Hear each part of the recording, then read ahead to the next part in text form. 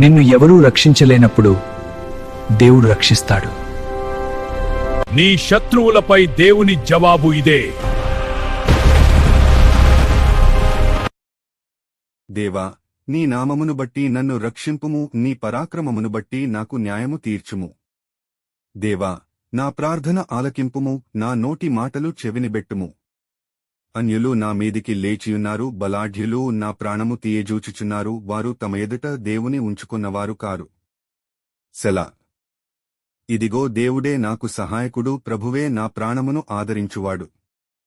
నా శత్రువులు చేయు కీడు ఆయన వారి మీదికి రప్పించును, నీ సత్యమును బట్టి వారిని నశింపజేయుము. శిక్షార్పణలైన బలులను నేను నీకర్పించెదను.